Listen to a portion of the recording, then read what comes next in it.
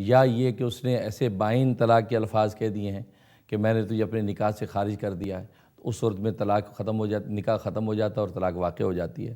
تو بہرحال یہ نوعیت دیکھنی پڑتی ہے کہ وہ پیپر پہ کیا لکھا گیا ہے، تو لیکن طلاق بہرحال واقع ہو جائے گی۔ اچھا حضرت، لکھنا یا کہنا وہ برابر ہے؟ جی برابر ہے۔ اچھا، جیسے کہتے ہیں کہ انما الاعمال بالنیات، اگر نیت نہیں ہے جی اور کسی اور مقصد کے لیے وہ لکھ دیا گیا ہے تو پھر بھی ہو جائے گی؟ ہو جائے گی بالکل۔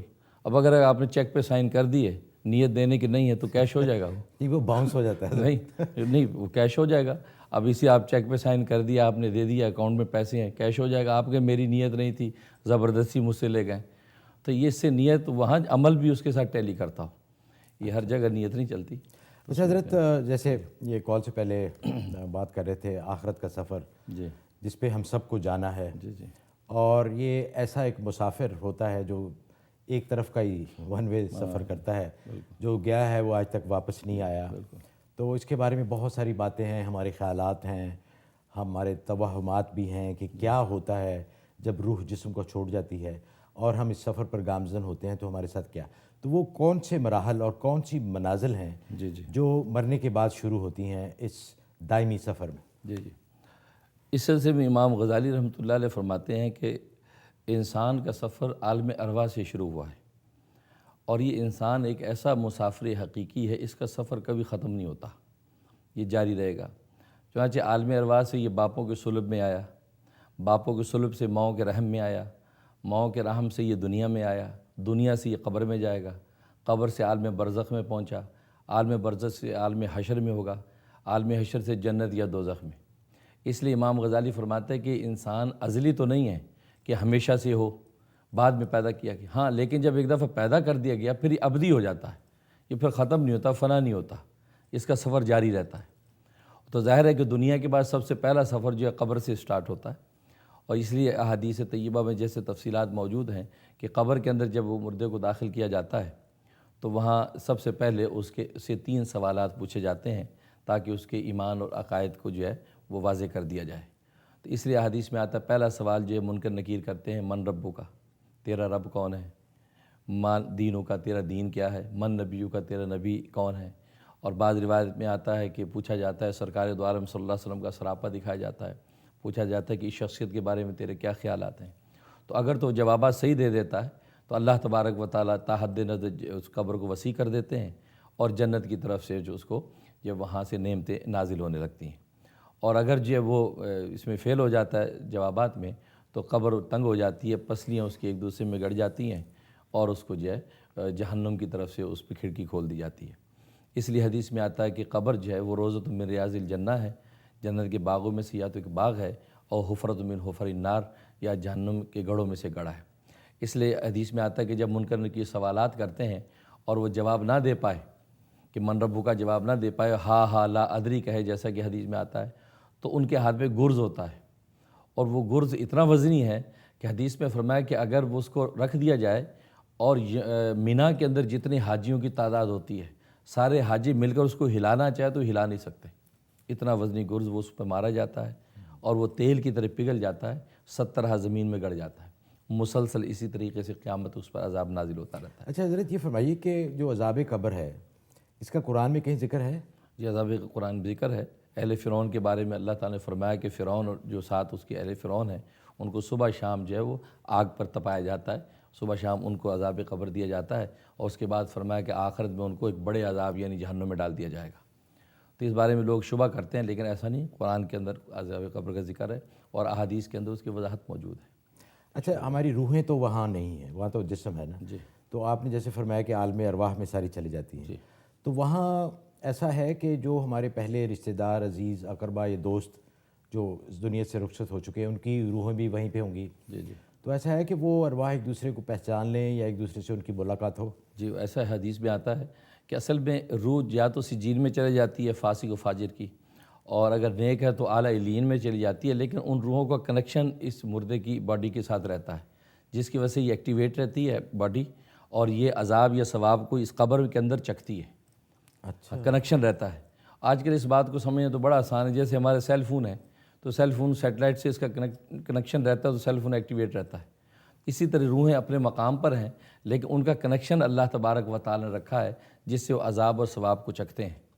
اس لیے حدیث میں آتا ہے کہ جب نیا مردہ دفن کیا جاتا ہے قبرستان میں تو اہل قبرستان سب جمع ہو جاتے ہیں اور وہ اپنے گھر والوں کے حالات اس سے پوچھتے ہیں۔ اچھا، یہاں تک کہ ایک حدیث میں فرمایا کہ اگر کسی کی بلی اس کے گھر میں تھی، اپنی بلی کا حال بھی پوچھتا ہے، اپنی اونٹنی کا حال پوچھتا ہے کہ میری بلی اور اونٹنی کا کیا حال۔ اچھا، لیکن اگر ایک کا اگر خدا نخواستہ حشر اچھا نہیں ہوا، وہ ان سوالات کا جواب نہیں دے سکا، اور دوسرا عزیز رشتہ دار ہے جو کہ بہت مزے میں ہیں، ان کے سارے کام آخرت کے بن گئے ہیں، تو ان کی بھی ملاقات ہو سکتی ہے؟ ظاہر نہیں، اس وقت ملاقات نہیں ہوگی، وہ الگ الگ مقامات ہیں، اس وقت ملاقات نہیں ہوتی۔ اچھا، صرف جو نیک روح ہیں وہ نیک روح سے ملیں گی، جی بالکل، جو بد ہیں وہ جو ایک ہی کیٹیگری سے ہیں تو اسی جگہ ملاقات ہوگی۔ اگر فاسق فاجر ہیں تو فاسق فاجروں کی ٹولی میں جب جائے گا تو وہاں ملاقات تو حضرت یہ ارواح جو ہیں یہ یوم قیامت تک عالم ارواح میں ہیں، جی، جسے عالم برزخ کہا جاتا ہے؟ سجین میں ہے یا وہ اعلی علیین میں ہے، اچھا، تو وہیں سے کنیکشن رہتا ہے مردے کا۔ اور جب روز قیامت جیسے اللہ کا وعدہ ہے کہ سب مردے کھڑے ہو جائیں گے اور ان کی روحیں ان میں واپس آ جائیں گی۔ جی بالکل۔ اچھا حضرت ایک کال لیتے ہیں، مسز واجد ہیں مشیگن سے۔ جی السلام علیکم۔ وعلیکم السلام جی، میں حضرت جی سے ایک کوشچن پوچھنا چاہتی ہوں۔ جی فرمائیے۔ وہ زکوٰۃ کے بارے میں پوچھنا تھا، میری دوست ہے تو انہوں نے 3 سال سے زکوٰۃ نہیں ادا کی کیونکہ اس سے کچھ فائنینشیل پرابلمس ہو رہی تھی، تو اب انشاءاللہ اس سال وہ زکوٰۃ دینے کا ارادہ رکھتی ہیں، لیکن وہ پریشان ہے کہ ان کے ہسبینڈ اپنی فیملی میں ان کی ایک سسٹر ہیں جو غریب ہیں، جیسے ان کی کافی فیملی پرابلمس ہیں، تو وہ چاہتے ہیں کہ وہ پچھلے 3 سال کی زکوٰۃ اپنی بہن کو دیں۔ کیا ایسا ممکن ہے؟ کیونکہ زکوٰۃ وہ کہہ رہی تھی کہ شاید $1500 بنتی ہے، تو کیا ہم ایسا کر سکتے ہیں کہ اپنے بہن بھائی میں سے کسی ایک بھائی یا بہن ہو جو بہت غریب ہو، اس کو پوری زکوٰۃ ادا کریں، یا حصے میں بانٹ کے دینی پڑتی ہے کہ تھوڑا اس کو دے دو تھوڑا اس کو دے دیں؟ کیا آپ پلیز اس کے بارے میں مجھے بتا سکتے ہیں کہ جی بہت بہت ویسے شکریہ کیا مسز کرنا واجد۔ چاہیے؟ جی حضرت بڑا امپورٹنٹ سوال ہے۔ جی اس میں ایسا کہ وہ بالکل بہن بھائی کو زکوٰۃ دے سکتے ہیں۔ اگر بہن بھائی مستحق زکوٰۃ ہیں تو اس کا آپ بلا تکلف زکوٰۃ دے سکتے ہیں، بلکہ ان کا حق زیادہ ہے کہ عزیز و اقارب میں جو غریب ہیں بہن بھائیوں میں سے اصول و فروع کو زکوٰۃ نہیں دے سکتے۔ بس یہ یاد رکھیں، ماں باپ ہے، دادا نانا یا نیچے بیٹے پوتے نواسے، تو اصول و فروع میں نہیں دے سکتے، باقی جو رشتے ہیں ان کو دے سکتے ہیں۔ تو اس لیے آپ اپنے بہن یا بھائی کو زکوٰۃ دے سکتے ہیں۔ اگر بہت بڑا اماؤنٹ ہے ایک بہن یا بھائی کو دینا چاہتے ہیں، اس میں یہ ہے کہ اگر ایک ضرورت ان کو بڑے اماؤنٹ کی ہے تو اس میں بے غبار صورت یہ ہے کہ وہ اتنی رقم قرض لے لیں کسی سے۔ مطلب اگر جو ہے وہ مثلاً $1500 ہے، 1 لاکھ 2 لاکھ بنتی ہے اگر، تو وہ کسی سے 1 لاکھ 2 لاکھ قرض لے لیں اور یہ زکوٰۃ کے پیسے قرض میں آپ ان کو دے دیں۔ اس سے یہ ہوگا کہ کیونکہ زکوٰۃ کے بارے میں ایک یہ بھی اصول ہے کہ بہت بڑا اماؤنٹ ایک ہی غریب کو نہیں دینا چاہیے، لیکن اگر ان کی ضرورت زیادہ کی ہے تو پھر وہ اتنی رقم قرض لے لیں اور قرض سے اپنا کام چلائیں، آپ اپنے 1500 قرض میں ان کو ادا کرنے کے لیے دے دیں۔ تو اس طریقے سے کسی قسم کی کراہت نہیں رہے گی، لیکن پھر بھی اگر آپ نے دے دیے $1500 ایک کو تو کوئی حرج نہیں، زکوٰۃ ادا ہو جائے گی، بلکہ ان کا حق بنتا ہے۔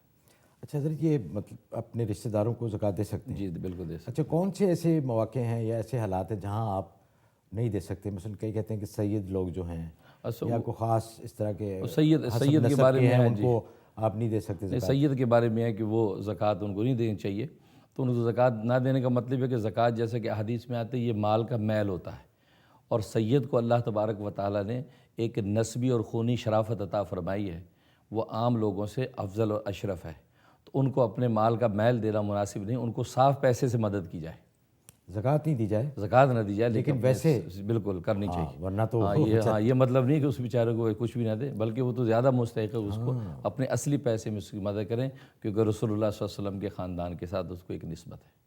اچھا حضرت وقت ہوا ایک بریک کا، تو بریک پہ جانے سے پہلے ہم شکریہ ادا کرنا چاہتے ہیں ہمارے نئے اسپانسر جو آئے ہیں honeyderm.com۔ یہ قدرتی اجزاء اور شہد سے ان کے جو پروڈکٹس بنتے ہیں بالوں کے لیے اور جلد کے لیے بہت مجرب اور بہت مفید ہیں۔ ہمیں کچھ ای میلز بھی آئی ہیں جن لوگوں نے جن کو شکایت ہے کہ ان کی جلد پہ ایگزیما ہے اور دوسری الرجیز وغیرہ ہیں، تو ان کے لیے یہ بہت مفید ہے، honeyderm.com۔ تو حاضر ہوتے ہیں ایک چھوٹی سی بریک کے بعد۔ اس پروگرام کو پیش کرنے میں ہمارے ساتھ تعاون کیا ہے UBL کلک اینڈ ریمٹ نے، جو پاکستان رقومات بھیجنے کا آسان، تیز ترین اور محفوظ ذریعہ ہے۔ پیور حلال وائٹامن نے جو 100% خالص حلال اجزاء پر مشتمل آپ کی صحت کا ضامن ہے، اور ہنی ڈرم نے جو جلد اور بالوں کے امراض میں خالص شہد اور قدرتی اجزاء پر مشتمل